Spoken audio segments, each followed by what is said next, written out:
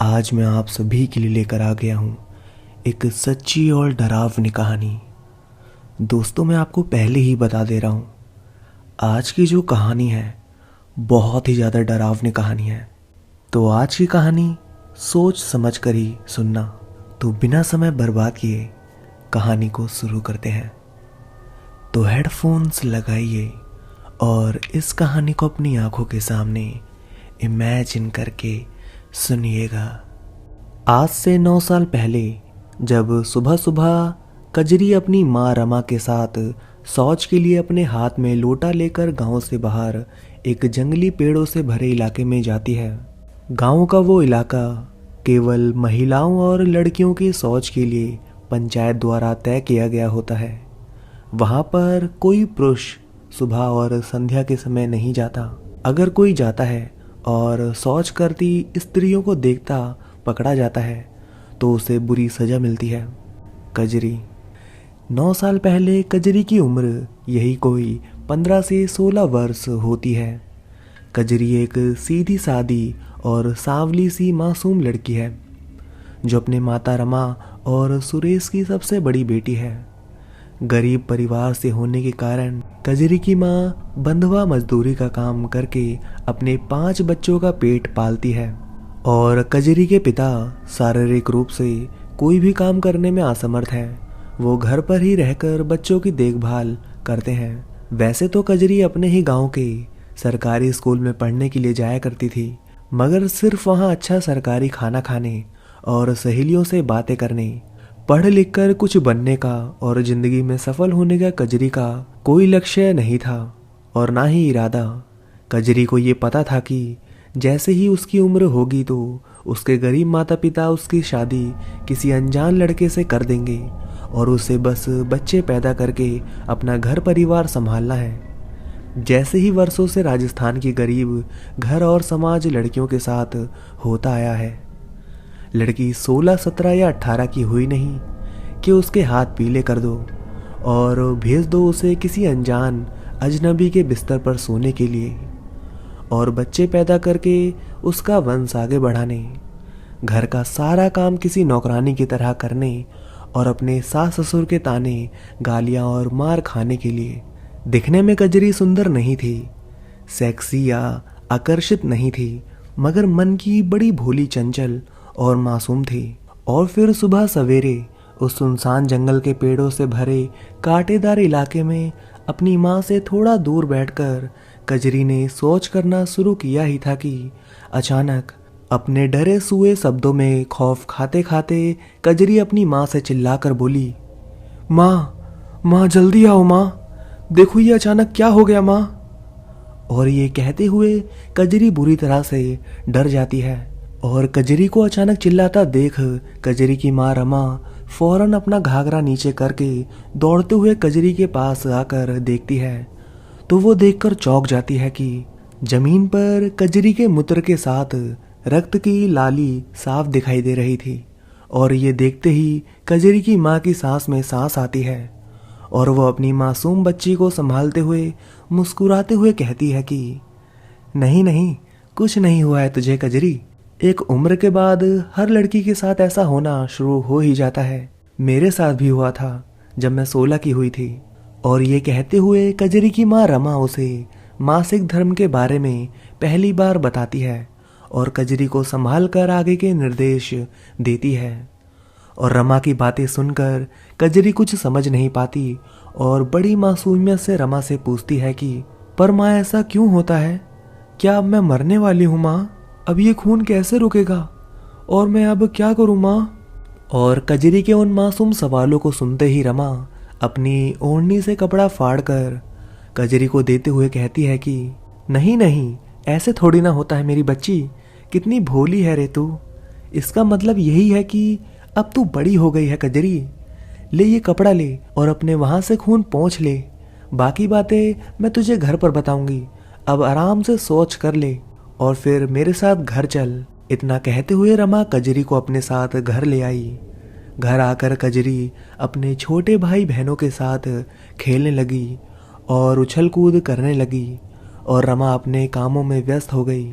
और फिर सबने दोपहर का खाना खाया और रमा दोपहर के 2 बजे कजरी के पास आई और कजरी को समझाते हुए बोली कि देख बेटी, जो तेरे साथ हुआ है उन दिनों में लड़कियों को कुछ खास बातों का ध्यान रखना होता है, जैसे कि खुले बालों में घर से बाहर नहीं निकलना, नहाते समय अपने बालों को खुला रख कर नहीं नहाना, किसी भी तरह की कोई खुशबू लगाकर भी बाहर नहीं जाना। ऐसी हालत में हम स्त्रियों को भगवान की पूजा करना भी अच्छा नहीं है, और खासकर संध्या के समय अकेले किसी वीरान और ऐसी जगह पर नहीं जाना जहां आसपास भगवान का कोई मंदिर ना हो। और एक और बात बेटी, जो कपड़ा मैंने तुझे वहां पोंछने के लिए दिया था और लगाने के लिए दिया था, उसका खास ख्याल रखना। उसे यहाँ वहाँ मत फेंक देना। उसे कल अच्छे से धोकर उसकी जगह पर दूसरा कपड़ा लगाकर उसे सुखाने डालकर सूख जाने के बाद किसी सुरक्षित स्थान पर रख देना, समझी? उसे यहाँ वहाँ मत फेंक देना। मेरी इन सब बातों को ध्यान से सुनकर समझ ले बेटी, मैं मजदूरी पर जा रही हूँ और शाम को आऊंगी वापस, समझी ना? और कजरी से ये सब कहते हुए रमा अपने काम पर चली गई।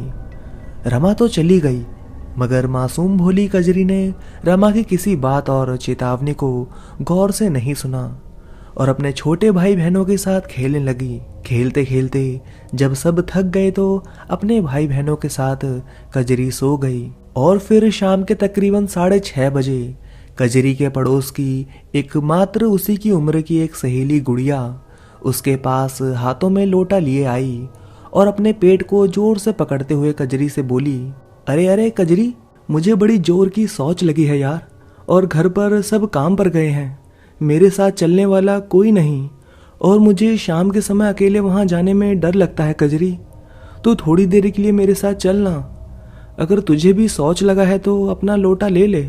और ये कहते हुए कजरी की एकमात्र बचपन की सहेली गुड़िया कजरी को अपने साथ चलने के लिए बार बार जिद करने लगती है और कजरी अपनी गुड़िया की बात टाल नहीं सकती थी, तो अपनी माँ की कही हर चेतावनी वाली बात को भूलकर कजरी अपनी उसी महावारी की हालत को भूलकर गुड़िया के साथ उसी बियावान सुनसान इलाके में चली गई, जहाँ ना ही आसपास कोई भगवान का दर था और ना ही उनकी कोई देखरेख करके रोक टोक करने वाला। और जैसे ही शाम के समय तकरीबन 6:45 को गुड़िया के साथ कजरी उस खतरनाक जगह की तरफ चलते ही जा रही थी, तो अचानक गुड़िया ने अपनी जेब से एक खुशबूदार डिओड्रेंट की शीशी निकालकर कजरी को दिखाते हुए बोली कि देख रही कजरी, आज मुझे बड़े भैया की जेब से क्या मिला, देख तो इसकी खुशबू कितनी मन को लुभाती है। और ये कहते हुए चंचल गुड़िया ने नादानी में कजरी के कपड़ों पर वो खुशबूदार डिओड्रेंट लगा दिया। और फिर कुछ समय बाद गुड़िया उस बियावान सुनसान स्थान पर एक पेड़ के पीछे बैठकर कजरी को अपने पास ही खड़ा करके शौच करने लगी। कजरी भी एक पेड़ की आड़ में शाम के अंधेरे में अपने हाथों में एक पुरानी सी टॉर्च पकड़कर गुड़िया के काम पूरा होने का इंतजार करते हुए कुछ गुनगुना रही थी। और फिर अचानक कजरी के पेट में गुड़गुड़ हुई और कजरी को तेज का पेशाब आया, तो एक कांटेदार झाड़ी के पीछे अपना घाघरा ऊंचा करके कजरी इधर उधर देखते हुए पेशाब करने लगी। उधर गुड़िया अपना काम कर रही थी और इधर कजरी पेशाब कर रही थी। शाम के दिया बाती का समय बीत चुका था और चारों तरफ घोर अंधेरा था और दूर दूर तक कोई नहीं था सिवाय ठंडी चलती हवा और उड़ उड़ कर अपने घोंसले में जाते पक्षियों के। और फिर कुछ ही क्षणों में कजरी ने पेशाब करके अपनी चड्ढी पहनते हुए घाघरा नीचे किया और अचानक कजरी से एक नादानी हुई। अचानक कजरी को गुड़िया की आवाज़ आई कि आजा कजरी, मेरा हो गया, जल्दी आजा। और गुड़िया की आवाज़ सुनते ही कजरी उठने की जल्दबाजी करने लगी और कजरी से नादानी हो गई कि जो कपड़ा उसकी माँ रमा ने कजरी को महावारी के समय गुप्त अंग पर लगाने के लिए दिया था, पेशाब करते समय वो खून से सना कपड़ा कजरी से गलती से वहीं गिर गया। मगर कजरी को जल्दबाजी में कोई होश ना रहा और कजरी अपना घाघरा नीचे करके गुड़िया के साथ साथ अपने हाथों में टॉर्च लिए वापस घर की ओर चलने लगी थी कि अचानक गुड़िया के पैर में एक कांटा चुभ गया और गुड़िया कजरी से थोड़ा सा पीछे रह गई। कजरी को ये पता नहीं था और अपने बदन पर खुशबू लगाए हुए कजरी एक बेर के पेड़ के पास से गुजर रही थी कि अचानक पीछे से गुड़िया की आवाज आई, कजरी मैं आऊं क्या तेरे साथ? और गुड़िया का ऐसा पूछना कजरी को उसकी शैतानी लगी और बिना कुछ सोचे समझे ही कजरी ने कह दिया कि हाँ आजा मेरे साथ, तेरे बिना मैं कैसे रह पाऊंगी रे। और कजरी हंसने लगती है। तो दोस्तों यहाँ पर बैरबेरी का पेड़ इसलिए जरूरी है कि राजस्थान ही नहीं बल्कि भारत के हर ग्रामीण क्षेत्र में बेर के पेड़, इमली के पेड़ और पीपल जैसे लगने वाले एक और पेड़ को पुराणों के अनुसार बुरी आत्माओं और भूतों और पिशाचों का घर माना गया है। अक्सर बड़े बूढ़े कहते हैं कि दोपहर 12 बजे के समय और शाम के दिया बाती के समय इन सभी पेड़ों से दूर रहना चाहिए, ना ही इनके नीचे आसुद होकर खड़ा रहना चाहिए और ना ही इनके नीचे शौच या पेशाब करना चाहिए।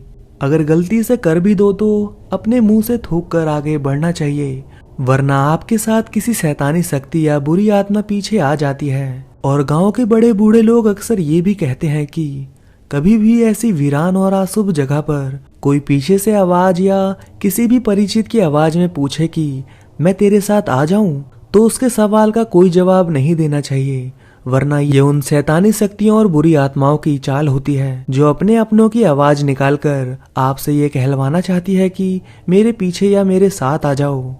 और अगर एक बार आप गलती से भी उन्हें अपने अंदर या अपने पीछे आने को कह देते हैं तो फिर परिणाम बहुत भयानक होता है। और ऐसी ही एक नहीं कई गलतियां कजरी ने कर दी थी।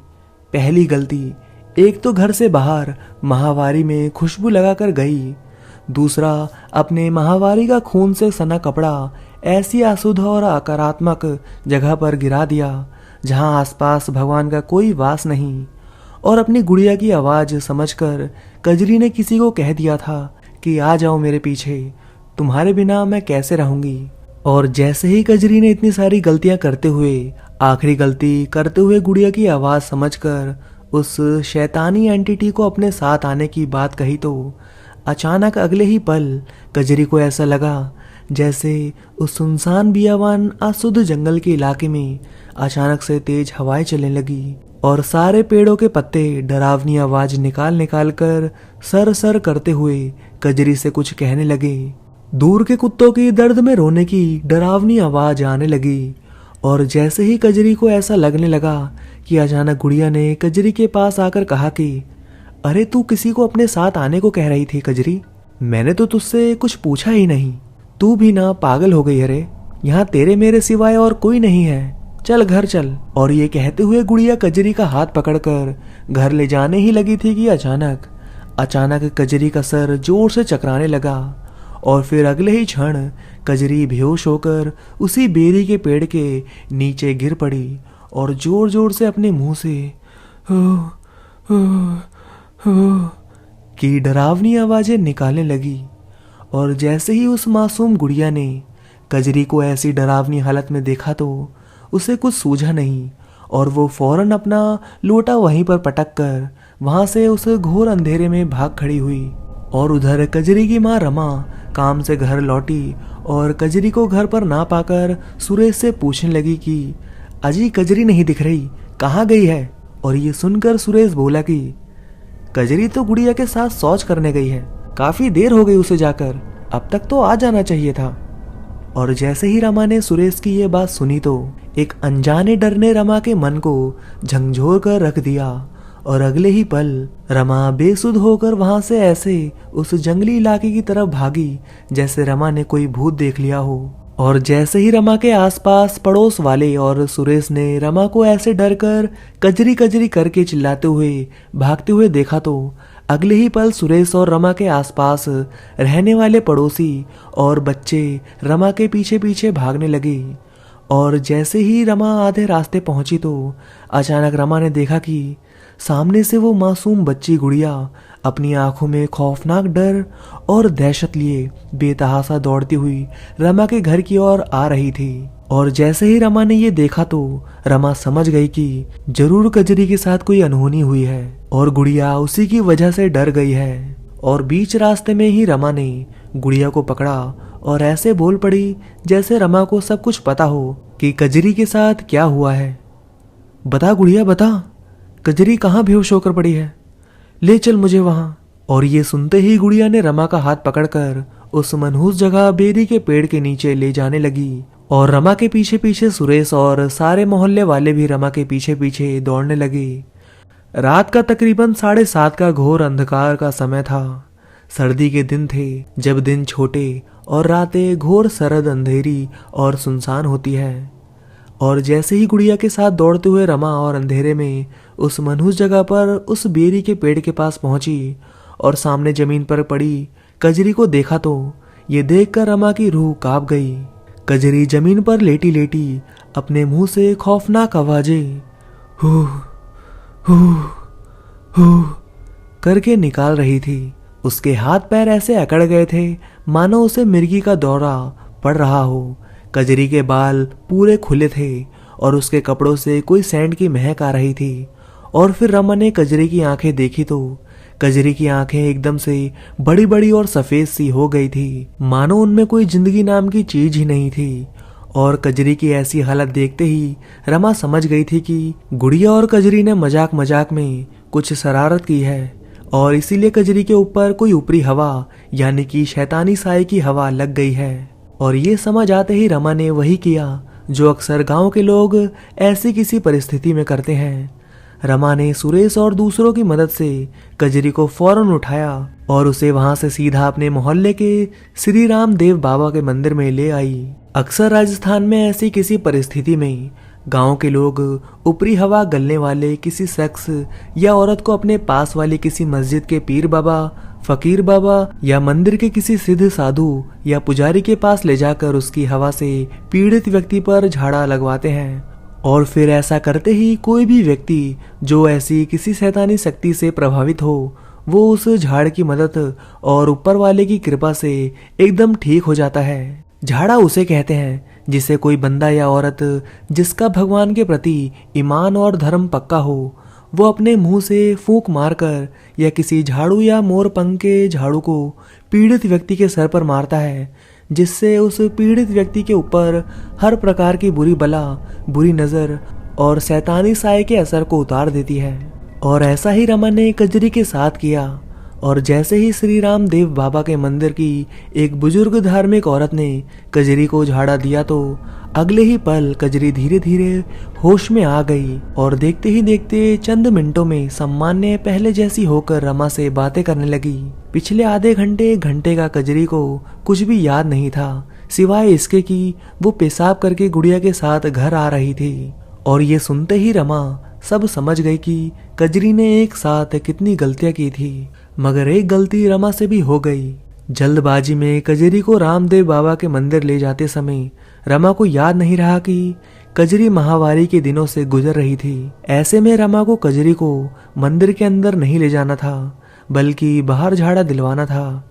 खैर, रामदेव बाबा के मंदिर में उस बुजुर्ग महिला के झाड़ के कारण कजरी के सर से उस शैतानी साए का असर उस समय के लिए तो उसके सर से उतर चुका था, मगर कजरी और उसके परिवार के साथ आगे क्या होने वाला था इससे सभी लोग अनजान थे। मगर अब देर हो चुकी थी और ऊपर से रमा को यह भी नहीं मालूम था कि उस मनहूस जगह पर कजरी गुड़िया के भरोसे किसी शैतानी शक्ति को अपने साथ आने को कह चुकी थी। और इस बात से अनजान रमा और सुरेश कजरी की तबीयत सुधारने के कारण रात के तकरीबन 9 बजे कजरी को घर ले आए और फिर सबने मिलकर खाना खाया। और रात के तकरीबन 11 बजे सब घर की बत्तियां बंद करके सो गए। और फिर जैसे ही रात के 1 बजे तो अचानक धू धू धू धू हा हा हा हा की डरावनी आवाज सुनकर रमा और सुरेश गहरी नींद से जागे। वो आवाज इतनी भयानक थी कि मानो जैसे कोई डरावनी डायन अपनी खौफनाक और भयानक हंसी से किसी की मौत बनकर उसकी मौत पर हंस रही हो।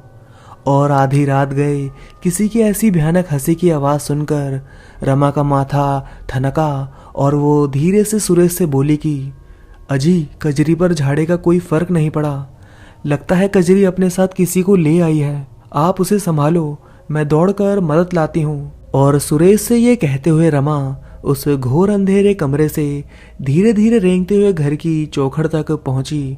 और फिर सुरेश ने फौरन उठकर जैसे तैसे लाइट चालू की तो ये देखकर सुरेश आह की डरावनी और डर भरी चीख चीखा कि कजरी का घाघरा और उसके पैर और उसके शरीर का निचला हिस्सा उसी के महावारी के रक्त से लालम लाल हो चुका था। और अपनी डरावनी सफेद बेजान आंखें लिए कजरी ही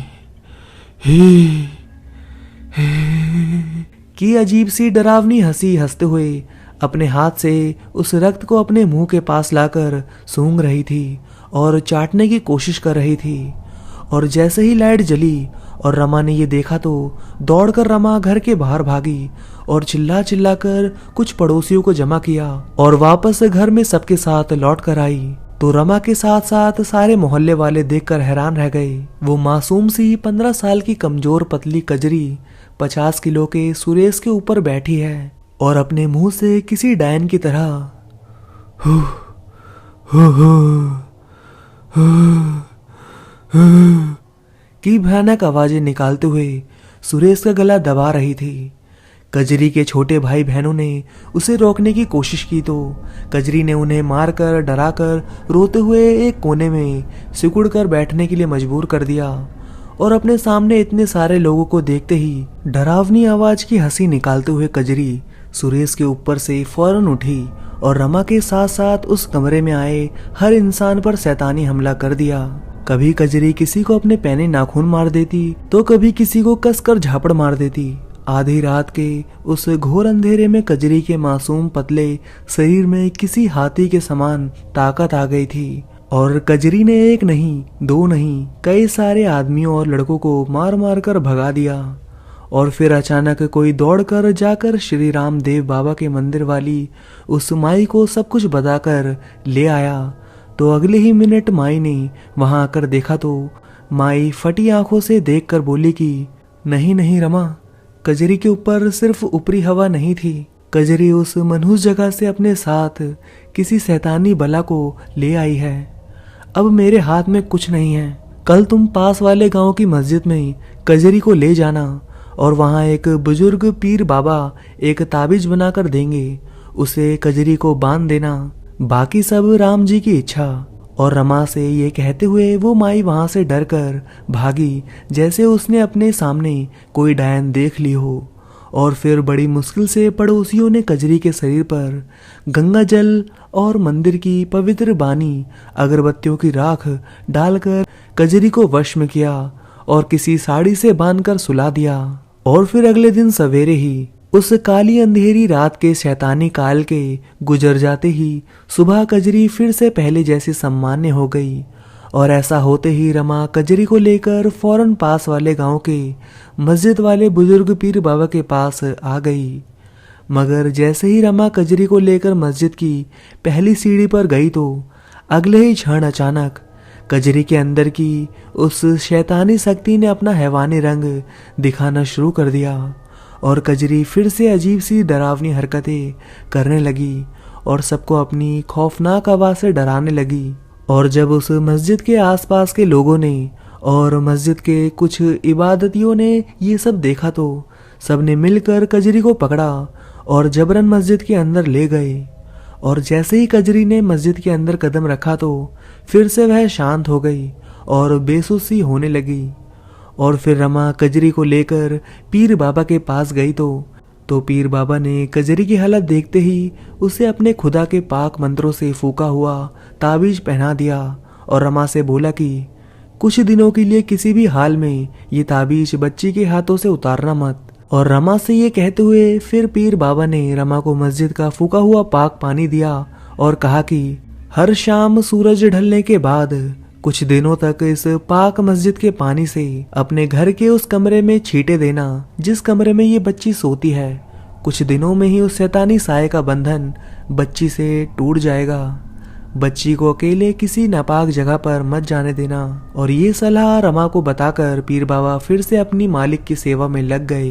ये सच है, कोई झूठ नहीं, कि मस्जिद और मठों में वास करने वाले और वहीं रहकर मालिक की हर पल सेवा और इबादत करने वाले कुछ लोगों के पास सच में भगवान और खुदा का दिया ऐसा चमत्कारी इल्म होता है जिसकी मदद से वो सारे जरूरतमंदों की मदद करते हैं। मगर एक सच ये भी है कि कुछ शैतानी शक्तियां, काले साए इतने भयानक और जिद्दी होते हैं कि वो अगर एक बार किसी के सर चढ़ जाएं तो उतरने में सालों लगा देते हैं, या उस पीड़ित व्यक्ति के मरने के बाद ही उसके सर से उतरते हैं। और ऐसा ही भयानक, जिद्दी और दरिंदगी से भरपूर साया कजरी के अंदर कजरी की ही आज्ञा से घुस चुका था, जो कोई आम शैतानी हवा नहीं थी बल्कि किसी की पीड़ित हैवानी रूह थी। उस साए ने धीरे धीरे कजरी के मासूम बचपन और भोलेपन को भयानक तरीके से बदल कर कजरी को एक मनचली और थोड़ी सी आवारा किस्म की लड़की बना दिया था, जो कजरी कभी कभी स्कूल सहेलियों से मिलने और कुछ खाने के लालच में जाती थी। वो अब हर दिन स्कूल जाने लगी और लड़कों से बातचीत करने और उनसे दोस्ती करने जैसे कामों में ज्यादा रुचि लेने लगी। कभी जिस कजरी की बस गुड़िया के सिवा कोई दोस्त नहीं था, वहीं अब कजरी को हर मोहल्ले के लड़के जानते थे और उसके आने जाने पर उसे छेड़ते थे। फिर भी बाबा के ताबीज का असर कजरी पर लंबे समय के लिए रहा, मगर वो शैतानी शक्ति उस ताबीज से बहुत ज्यादा शक्तिशाली थी। उस ताबीज की वजह से अब 2-4 महीने में एक बार कजरी की हालत हैवानी तरीके से बिगड़ती थी और रमा कजरी को श्री रामदेल बाबा के वहां ले जाकर झाड़ा लगवाकर ठीक कर देती थी। और ऐसा करते करते तकरीबन 2-3 साल बीत गए। रमा ने कजरी के हाथ से वो पीर बाबा का दिया ताबीज कभी निकाले नहीं दिया, मगर कजरी की आदतें दिन ब दिन बुरी और चरित्रहीन होती जा रही थी। रमा बेचारी काम पर चली जाती और शारीरिक रूप से कमजोर सुरेश कजरी के पीछे पीछे कहां जाकर उस पर ध्यान देता। और देखते ही देखते ऐसा होते होते 4 साल बीत गए और अब कजरी 19 साल की हो चुकी थी और उसके कई सारे आवारा लड़कों से दोस्ती भी हो चुकी थी। कहते हैं ना कि जैसी संगत वैसी रंगत, और यही हुआ कजरी के साथ भी। अब कजरी ने गुड़िया जैसी भोली लड़कियों से दोस्ती तोड़कर अपने जैसी आवारा किस्म की लड़कियों से दोस्ती कर ली, जो कजरी से सारा दिन लड़कों के बारे में अलग अलग तरह की अश्लील बातें करती थी और वो सब करती थी जो आवारा लड़कियां करती हैं।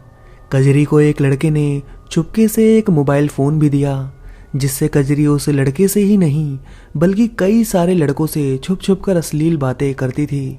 अब तो बात हद से ज्यादा बढ़ गई थी। और फिर एक दिन वो हुआ जो नहीं होना चाहिए था। कजरी को उसके एक प्रेमी ने उसी मनहूस सुनसान जगह पर पेड़ों के पीछे दोपहर के 12 या 1 बजे बुलाया, क्योंकि ग्रामीण क्षेत्रों में गर्मियों के दिनों में इस समय दोपहर 12 से 3 बजे के बीच बहुत तेज गर्मी होती है और धूप भी होती है। इसलिए ज्यादातर लोग और बच्चे इस समय अपने अपने घरों में ठंडी छांव में आराम करते हैं या सोते हैं। और इसी बात का फायदा उठाकर कजरी रमा से किसी के घर काम का बुलावा आया है ऐसा कहकर आती है। वह यह कहकर वहां से दोपहर के तकरीबन 12 बजे घर से निकल गई और सीधा उस सुनसान और बियावान नापाक मनहूस जगह पर बड़े बड़े पेड़ों के पीछे गई, जहां कजरी का प्रेमी उसका इंतजार कर रहा था। और जैसे ही कजरी वहां पहुंची तो मानो कोई सदियों का हवस का भूखा भेड़िया शिकार पर जैसे टूट पड़ा था, वैसे ही कजरी का वो आवारा प्रेमी कजरी के शरीर और उसके कोमल उभरों पर ये कहते हुए टूट पड़ा कि कितने दिनों बाद ऐसा मौका मिला है, मुझे तेरे साथ मस्ती करने दे।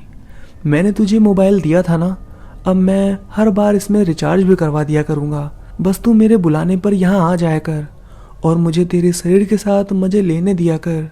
और ये सब कहकर कजरी को लालच देते हुए कजरी का वो लफंडर प्रेमी कजरी के कपड़ों के ऊपर से ही कजरी के शरीर को और उसके कोमल अंगों को मसलने लगा। और फिर जब बहुत देर तक ऐसा करने के बाद यही कोई 12:30 बज गए तो अचानक कजरी और उसके प्रेमी को वहां किसी के आने की कदमों की आहट सुनाई दी।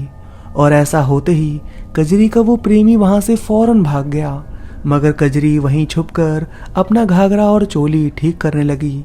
और ऐसे करते करते ना जाने कब कजरी के हाथ से वो मस्जिद के पीर बाबा का पहनाया ताबीज खुलकर गिर गया।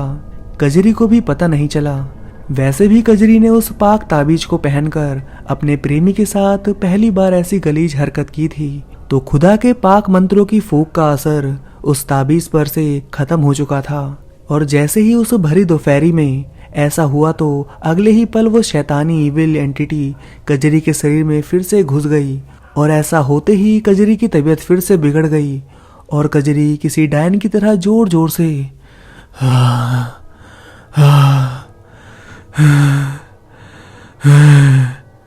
करते शैतानी हंसी हंसते हुए वहीं पर बेहोश होकर गिर पड़ी। और फिर जब शाम के 4 बज गए और कजरी नहीं लौटी, यही सोचकर रमा और सुरेश परेशान हो रहे थे कि अचानक किसी ने आकर कहा कि कजरी गांव से बाहर उसी मनहूस जगह पर बेहोश पड़ी है। और ये सुनते ही रमा और सुरेश फौरन उसी स्थान पर भागे और वहां कजरी अपने मुंह से किसी चुड़ैल की तरह भयानक आवाजें निकालते हुए बेसुध पड़ी थी। और ये देखते ही अगले ही पल रमा और सुरेश ने कजरी को कुछ लोगों की मदद से टेम्पू में डाला और सीधा उसी पीर बाबा की मस्जिद में ले गए। और वहां पहुंचते ही कजरी के शरीर को देखते ही पीर बाबा सब समझ गए और बोले कि माफ करना बेटी, अब बहुत देर हो चुकी है और कजरी के पीछे कोई मामूली शैतानी साया नहीं बल्कि बहुत ताकतवर शैतानी साया है। ये मेरे इल्म की बात नहीं रही। और ये कहते हुए उस मस्जिद के पीर बाबा ने रमा को एक उपाय बताते हुए कहा, बेटी जितना हो सके उतना जल्दी अब तुम इस बच्ची को खारी ले जाओ। वहाँ एक फकीर बाबा हैं जो शमशान में रहते हैं। अल्लाह मियाँ ने उनके हाथों में वो सफ़ा इनायत की है कि उनके इल्म के आगे अच्छे अच्छे शैतान हार मानकर भाग गए। कई लोगों की मदद कर चुके हैं वो फकीर बाबा। बेटी वहां ले जाओ इस बच्ची को फौरन, वरना वो शैतानी नापाक शक्ति तुम्हारी बेटी को छोड़ेगी नहीं, मार कर अपने साथ ले जाएगी। वहां जाते ही फकीर बाबा से इस बच्ची की पूछ करवाना मत भूलना। और ये कहते हुए खारी ने उन फकीर बाबा का पूरा पता देकर पीर बाबा अल्लाह मियाँ की सेवा और इबादत में लग गए। और फिर उसी दिन रमा ने आगे और कोई देर ना करते हुए अपने मोहल्ले के 2 जवान लड़कों को साथ लेकर कजरी को लेकर फौरन खारी पहुंच गई। उस शमशान के पास फकीर बाबा के घर में राजस्थान में एक छोटा सा कस्बा है खरी, जहाँ के फकीर बाबा के चर्चे बहुत दूर दूर तक फैले हैं कि उनके पाक इल्म के सामने कोई भी नापाक और बुरी शैतानी शक्ति टिक नहीं सकती।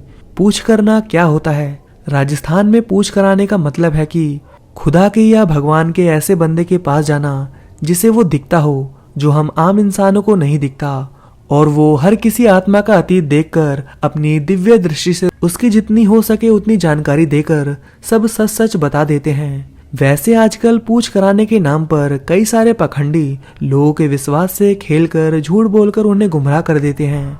मगर आज भी 100% में से 5% खुदा के ऐसे नेक बंदे मौजूद हैं जो पूछ करने पर एकदम सही और सत्य जानकारी देते हैं।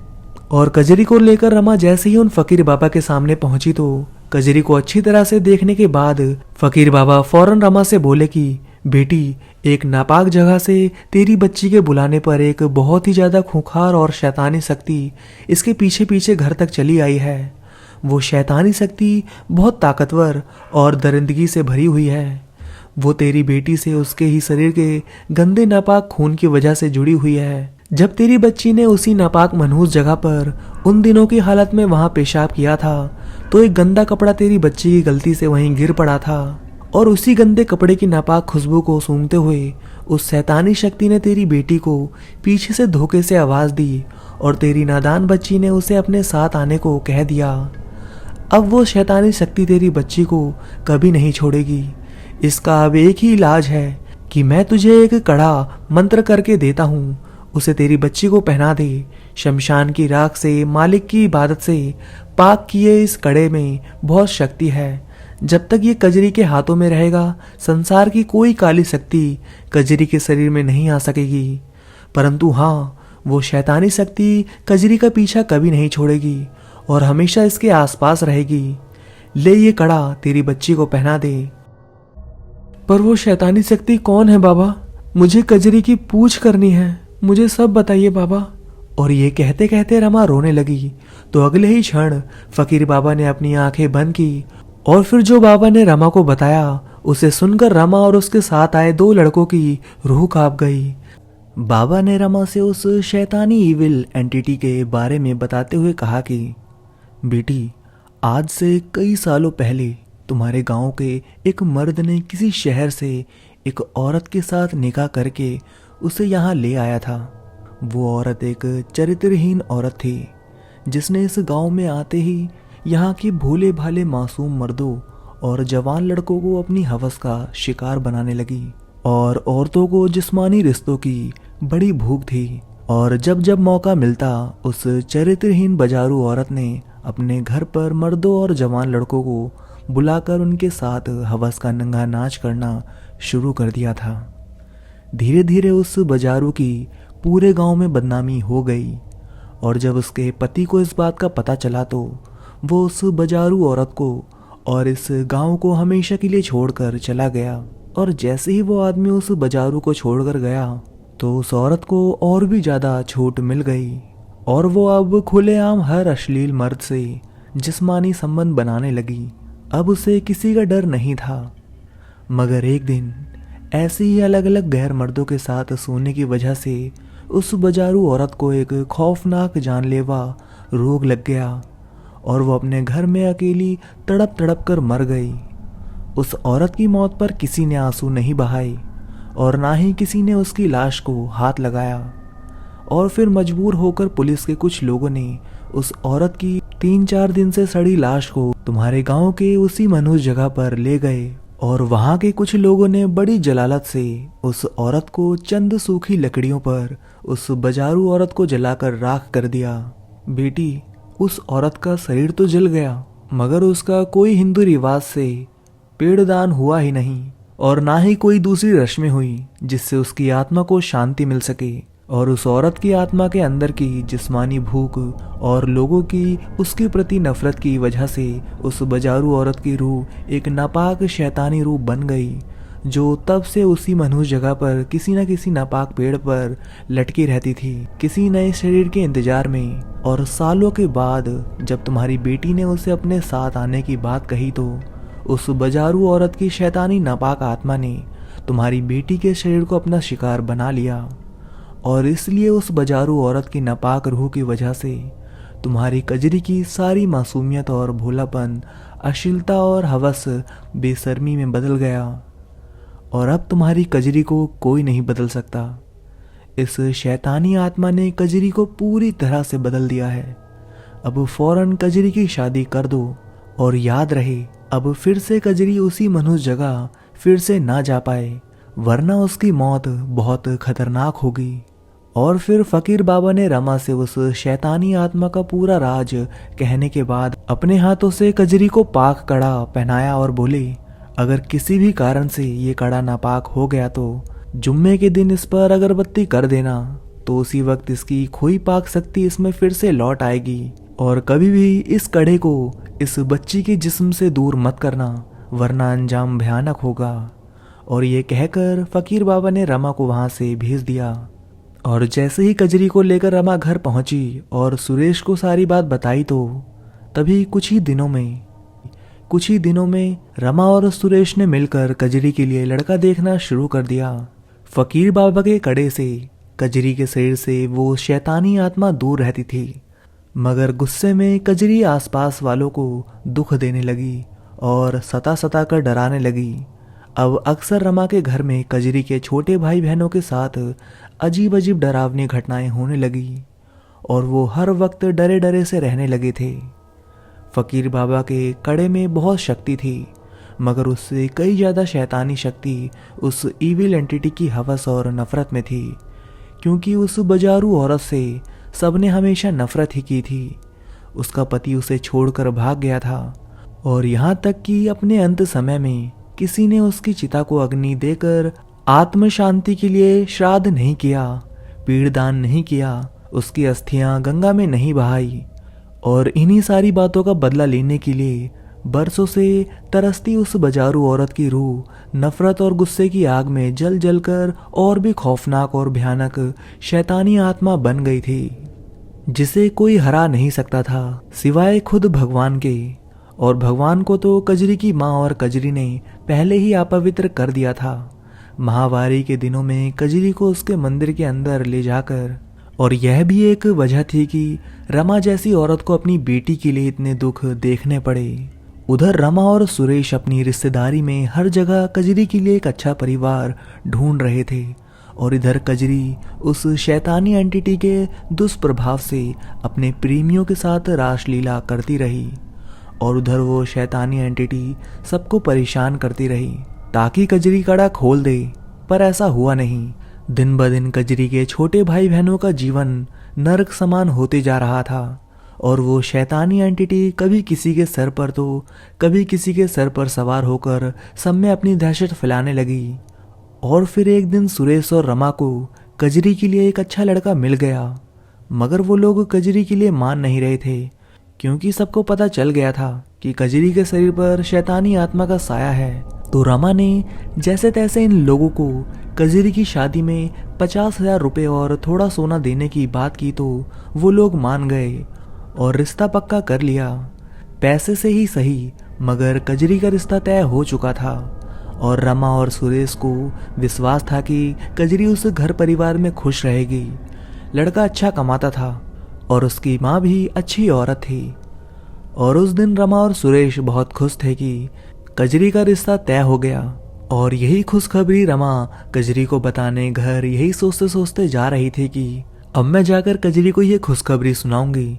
बहुत जल्द कजरी की शादी होगी, डोली उठेगी, उसके हाथ पीले होंगे और वो हमेशा खुश रहेगी।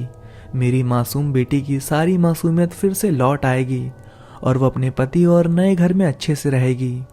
और यही सोचते हुए रमा सुरेश के साथ घर जा रही थी कजरी को खुशखबरी देने। उधर कजरी का छोटा भाई कपिल एक 8 फुट ऊंची दीवार पर चढ़कर दूसरे बच्चों के साथ खेल रहा था, पतंग उड़ा रहा था। और कजरी अपने भाई को खेलता और खुश देखकर हंस रही थी कि तभी अचानक दोपहर के तकरीबन 12 बजे अचानक वहां तेज हवा चलने लगी और सारा माहौल डरावना सा हो गया।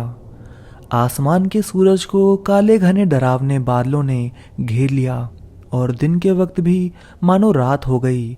और तभी अचानक कपिल की एक जोरदार चीख सुनकर सब डर गए और कुछ देर बाद ही अचानक मौसम साफ होते ही सारे बच्चों और बड़ों का कलेजा ये देखकर फट गया कि कजरी का छोटा भाई कपिल जो 8 फुट ऊंची दीवार पर खेल रहा था वो नीचे जमीन पर गिरा हुआ है और उसका हाथ टूट गया है। यहाँ पर कपिल के साथ हुए उस दर्दनाक हादसे को कुछ लोग कपिल का अचानक खराब हुए उस मौसम के कारण डर कर गिर जाना कह रहे थे और कुछ लोग एक दूसरे को ये बातें बताकर डर रहे थे कि अचानक मौसम के ऐसे भयानक होने की वजह वही शैतानी एंटिटी थी और उसी ने कपिल को धक्का देकर गिराकर उसका हाथ तोड़ दिया था। ऐसा लोग इसलिए कह रहे थे क्योंकि मौसम साफ होने के बाद जब लोगों ने कपिल को देखा तो कपिल की आंखें डरावनी सी हो गई थी और उनमें मौत दिख रही थी। और कपिल के चेहरे पर टूटे हाथ के दर्द से ज्यादा कपिल ने अचानक किसी चंडालनी डायन को अपने सामने देख लिया हो, ऐसा खौफ था। लोगों का मानना था कि कजरी के शरीर से दूर रहने के कारण उस शैतानी एंटिटी ने कपिल के शरीर में घुसकर उसे ऊपर से नीचे फेंक दिया, जिसकी वजह से कपिल का हाथ टूट गया। गौरतलब है कि सच क्या था किसी को नहीं पता, मगर ऐसे अचानक मौसम का खौफनाक होना और डरावना होना कुदरत की बात नहीं थी। और जब रमा और सुरेश ने घर आकर सारी बातें सुनी तो दोनों का दिल मारे डर, खौफ और दहशत से दहल गया था। यहाँ पर कई लोग इस कहानी और इस कहानी की सारी घटनाओं को झूठ मानकर इस कहानी की निंदा कर सकते हैं। इसके साथ ही इस कहानी पर हंस सकते हैं और अपने मन की बातें कह सकते हैं, लेकिन परंतु सच यही है कि जिस पर गुजरती है वही इस दर्द, खौफ और दहशत को महसूस कर सकता है और बाकी लोगों के लिए ये बस एक कहानी के सिवा कुछ नहीं है। कुछ लोग ऐसी पैरानॉर्मल एक्टिविटीज को अंधविश्वास कहते हैं और खुश रहते हैं और कुछ लोग इसे एक सब्जेक्ट मानकर सारी उम्र इस पर रिसर्च करने में गुजार देते हैं। साइंस भी इस बात को साबित नहीं कर पाई कि भूत प्रेत आत्माएं जैसी चीजें होती हैं या नहीं, परंतु साइंस ये भी साबित नहीं कर पाई है कि मरने के तुरंत बाद ही इंसान का चंद ग्राम वजन अपने आप किसी चमत्कार के जैसे कम क्यों हो जाता है। साइंस मौत को प्रमाणित कर सकती है परंतु जीवन प्रमाणित क्यों नहीं कर सकती। जैसे कोई अपराधी किसी इंसान को जान से मार सकता है तो साइंस बड़े से बड़ा डॉक्टर क्यों किसी भी तरह संसार की किसी भी मशीन से क्यों किसी मुर्दे के अंदर फिर से प्राण या जीवन नहीं डाल सकता। ऐसे ना जाने कितने सवाल हैं जिनका साइंस और इंसान के पास कोई जवाब नहीं।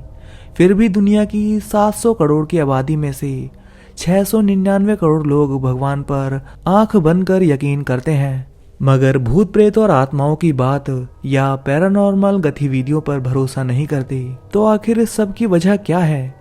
वजह है डर, क्योंकि भगवान और दिव्य शक्ति पर विश्वास और आस्था रखने से मन को शांति मिलती है, शक्ति मिलती है और जीवन में उम्मीद जागती है। और वहीं दूसरी ओर ऐसी नकारात्मक चीजों पर भरोसा करने से मिलता है केवल डर और खौफ। अब कहानी में आगे। फिर कपिल के बारे में जानने के बाद रमा और सुरेश ने फौरन एक फैसला किया कि जल्द ही कजरी के हाथ पीले करके उसकी शादी करनी होगी। शायद ऐसा करने से कजरी के हालात में कुछ सुधार आ जाए। और यही सोचकर जैसे तैसे रमा और सुरेश ने मिलकर लोगों से कर्ज लेकर और गहने रखकर जल्दी ही कजरी का लगन मान दिया। और देखते ही देखते कुछ ही दिनों में कजरी के विवाह का दिन आ गया। जैसे तैसे रमा और सुरेश ने विवाह का सारा काम अच्छे से किया। कजरी को दुल्हन का सुंदर लाल जोड़ा पहनाकर उसे थोड़े बहुत गहने पहनाकर हवन मंडप में बिठा दिया। आज कजरी बहुत ज्यादा सुंदर लग रही थी और इतने सालों बाद कजरी को ऐसे खुश देखकर रमा के मन ही मन खुशी के आंसू गिर पड़े। और फिर कजरी की डोली उठी और अपने पति के साथ कजरी अपने ससुराल पहुंच गई। वहां उसके साथ कई सारे रस्में हुई और सबने कजरी को खूब पसंद किया। कजरी के पति ने भी कजरी को बहुत प्रेम दिया और उसके साथ अपने नए जीवन की गृहस्थी शुरू कर दी। 1-2 दिन तो आराम से निकल गए। फिर तीसरे दिन से कजरी के ससुराल में भी कजरी की सास, पति और ससुर के साथ अजीब अजीब सी छोटी मोटी डरावनी घटनाएं होने लगी। धीरे धीरे कजरी की सास, ससुर और पति कजरी के पास जाने से भी डरने लगे। और उधर कजरी का अपने आवारा लफंडर आशिक प्रेमियों के साथ अलग ही सीन चल रहा था। जब भी कजरी घर में अकेली होती तो अपनी सास का काम में हाथ बटाने की जगह वह अपने आप को कमरे में बंद करके फोन पर सारे लफंडर लड़कों से घंटों घंटों बात करती रहती और सारा काम कजरी की सास को करना पड़ता। और कजरी और उसके पति के बीच में लड़ाई ना हो इसलिए ये बात कजरी की सास उसके पति को भी नहीं बताती थी। धीरे धीरे कजरी ने अब सारा दिन बस फोन पर लड़कों से अश्लील बातें और वीडियो चैट पर अश्लील हरकतें शुरू कर दी थी। और फिर एक दिन कजरी की सास ने जब कजरी को ऐसा करते पकड़ लिया तो कजरी की सास ने कजरी से कहा कि यहाँ ये सब नहीं चलेगा, समझी? जा अपनी माँ के घर कर ये सब। मेरे घर में रहकर तू यह सब नहीं कर सकती। जा अपनी माँ के घर जा और लौटकर तभी आना जब तू मर्यादा और इज्जत के साथ रहना सीख ले और घर का कामकाज करके मेरा हाथ बटा सके। ना जाने तेरी माँ ने तुझे कुछ सिखाया भी है कि नहीं। देख कजरी, मैं तुझे बेटी समान मानती हूँ पर तुझे तेरी माँ की तरह सर पर नहीं चढ़ा सकती, समझी? और इतना सुनते ही कजरी उसी पल वहां से अपनी माँ के घर आ गई। यहाँ पर कजरी जो कर रही थी वो उसी शैतानी एंटिटी का दुष्प्रभाव था, जिसकी शैतानी शक्ति के प्रभाव से कजरी दिन ब दिन उसके जैसी बनती जा रही थी। जैसे वो शैतानी एंटिटी अपने जीवन काल में आभ्रद, अश्लील और बदनामी वाले काम करती थी वैसे ही कजरी भी करने लगी। अपना ससुराल छोड़कर कजरी जब रमा के पास आ गई तो उसने ससुराल की कोई सच्चाई या सास ने क्या कहा उसके बारे में रमा को कुछ नहीं बताया। और रमा ने सोचा कि शायद कजरी को घर की याद आई है इसलिए कुछ दिनों के लिए आ गई होगी। और यही सोचकर रमा ने ज्यादा ध्यान नहीं दिया और अपने मायके आते ही कजरी ने अपना रंग फिर से दिखाना शुरू कर दिया। अपने अलग अलग लफंडर प्रेमियों को अलग अलग जगह पर बुलाती और फिर किसी के साथ कजरी अश्लील हरकतें करके अपनी वासना की हवस को शांत करने की कोशिश करती तो किसी को पैसों के लिए अपने अपने शरीर का लालच देकर उन्हें अपने जाल में फंसाती। और ऐसा करते करते कजरी धीरे धीरे सारे गांव में बदनाम होने लगी और गांव के लोग रमा को बार बार रोककर कजरी के बारे में बताते, मगर एक माँ का दिल अपनी ही मासूम बच्ची के खिलाफ ऐसी बातों को कहाँ मान सकती थी। इसलिए लोगों की बातें मानने की जगह रमा उनकी बातों को टालकर अपने काम पर लग जाया करती थी। और उधर कजरी को सबसे ऐसे झूठ बोल बोलकर कुकर्म और बदनामी वाले कर्म करते हुए तकरीबन 4-5 महीने हो गए और फिर रमा को कजरी पर शक हुआ तो रमा कजरी से बोली कि चल तुझे ससुराल छोड़ कर आती हूँ और तेरी सास से भी थोड़ी बातें कर लेती हूँ। और ये कहते हुए रमा कजरी का सामान बांधने लगी। और जैसे ही कजरी ने ये सुना तो तबीयत खराब होने का बहाना कर बात को टालने लगी और रमा भी मान गई। और फिर अगले ही दिन फिर से कजरी ने अपने सबसे पसंदीदा लफंडर प्रेमी को संभोग का झांसा देकर उसी मनहूस वीरान और सुनसान जगह पर नापाक पेड़ों के पीछे दोपहर के तकरीबन 1 बजे बुलाया। और कजरी का वो आवारा लफंडर प्रेमी वहां आ भी गया। तो अगले ही पल वहां पर सुनसान होने का फायदा उठाकर कजरी उस लफंडर प्रेमी को अपने शरीर के गुप्तांग दिखाकर ललचाते हुए बोली कि मैं तो अपने पति से परेशान हो गई हूँ, हम लोग कहीं भाग चलते हैं और शादी कर लेते हैं और फिर तुम मेरे साथ रोज संभोग कर सकते हो और हम खुश रहेंगे। और ये कहते हुए कजरी उस लड़के को शीशे में उतारने की कोशिश करने लगी, मगर वो लड़का कजरी की कोई बात सुने बिना ही बस पागलों की तरह कजरी के शरीर और उसके कोमल कामुक अंगों से खेलता और उन्हें मसलता हुआ अपनी हवस पूरी करने की कोशिश में लगा रहा। और जैसे ही कजरी ने उस लड़के के इरादे भांप लिए कि उस लड़के को कजरी से शादी वादी करने में कोई इंटरेस्ट नहीं, बल्कि वो लड़का तो बस कजरी के शरीर और उसकी जवानी के मजे लेना चाहता है। जैसे ही कजरी को उस लड़के के इस इरादे का पता चला तो कजरी के सारे अरमानों और प्लानिंग पर पानी फिर गया। और बहुत ज़्यादा गुस्से में कजरी ने उस लफंडर लड़के को जोर से धक्का देकर वहाँ से गिरा दिया और वहाँ से गुस्से में दौड़ते हुए अपने घर आ गई। और फिर घर आते ही अचानक ही अपना सारा सामान लिया और किसी को कुछ बताए बिना ही गुस्से में अपने ससुराल की ओर निकल गई। शाम को रमा आई तो सुरेश ने बताया कि कजरी ससुराल चली गई है। तो रमा को कुछ अच्छा लगा, मगर रमा ये नहीं जानती थी कि अब आगे क्या होने वाला है।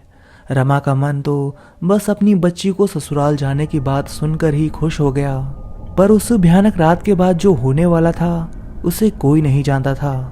और जैसे ही शाम की दियाबाती के समय कजरी अपने ससुराल गुस्से में पहुंची तो दोस्तों कहानी अभी बाकी है। इस कहानी के आखिरी भाग का लिंक आपको डिस्क्रिप्शन में मिल जाएगा। लिंक पर क्लिक करके आप इसके आगे की कहानी सुन सकते हैं। तो प्लीज़ दोस्तों लिंक पर क्लिक करिए और जाकर इसकी आगे की कहानी सुनिए।